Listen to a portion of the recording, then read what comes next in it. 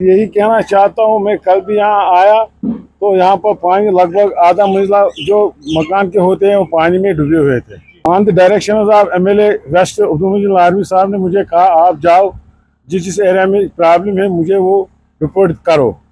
तो मैं कल भी आया, आप खुद इसका मुआयजा कर रहे हैं यहाँ पर कितनी प्रॉब्लम है। ये जो यहाँ का रिटर्निंग वाल है, पहले तो इसको रिटर्निंग वाल होना चाहिए, दूसरा यहाँ सेंटर ड्रेन होनी चाहिए। यहाँ पर ये 4 इंच की ड्रेन है जिससे पानी नहीं गुजरता है। तो मेरी गुजारिश रहेगी एमएलए कंसर्न से वो खुद भी यहाँ पर आए, जब उनको टाइम मिले तो इनकी जो मुश्किलात है उनको हल करे।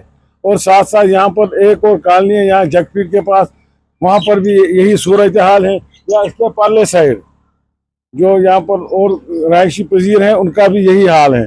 मेरी गुजारिश रहेगी एडमिनिस्ट्रेशन से कि वो यहाँ, क्योंकि एक बात मैं कहना चाहता हूँ, इस कॉलोनी का नाम इन्होंने रखा है डीसी कॉलोनी। तो जो अफसर साहिबान है वो समझते हैं यहाँ पर कोई मसला ही नहीं होगा, क्योंकि यहाँ पर 1-2 डीसी रहाइश पजीर है, मगर इन बेचारों का कोई बुद नहीं लेता है इस एरिया में, क्योंकि ये बहुत परेशान है। मैं डीसी साहब से गुजारिश करना चाहता हूँ, जो उनका रिलीफ के लिए जो कमेटी उन्होंने बनाई उनको पहले यहाँ पर भी भेज दे, ताकि इन लोगों का भी जो नुकसान हुआ उसकी भरपाई हो सके। यहाँ का रेजिडेंट हूँ, ये पहली बार नहीं हुआ है। 2014 में भी हमारे घरों के अंदर पानी घुस गया है।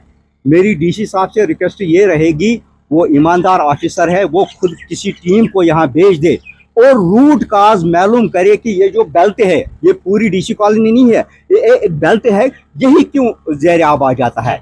2-4 इसके वजूहात है, कुछ नेचुरल है और कुछ मेन मेड है। तो डीसी साहब को वो देखना है कि क्या कुछ हुआ है, क्या वजह है कि यहाँ पे सैलाब क्यों आ जाता है बार बार। अगर सिर्फ 2 दिन बारिश रहती है तो सैलाब आ जाता है।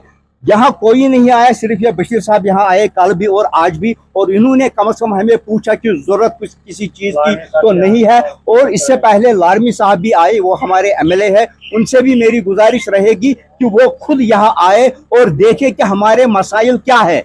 देखिए, ये जो नागहानी आफात हैं, इन पे किसी इंसान का जोर नहीं चलता है, ना ही हुकूमत का जोर चलता है, लेकिन जो हुकूमत होती है उससे एहतियाती तदाबीर लेने होते हैं, लेकिन वो तब लेने होते हैं जब हालात ठीक हों।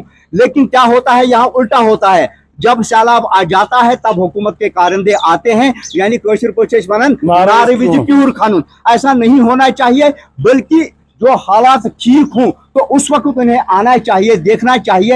यहाँ पे 2 बड़े मसले हैं, एक तो ये जो है ना, ये दरिया, ये एक शाख है बंगी की, यहाँ पे रिटेनिंग वाल उनको जरूरी देना है। अगर रिटेनिंग वाल कंस्ट्रक्ट यहाँ पे होगा तो वो भी बचाव है।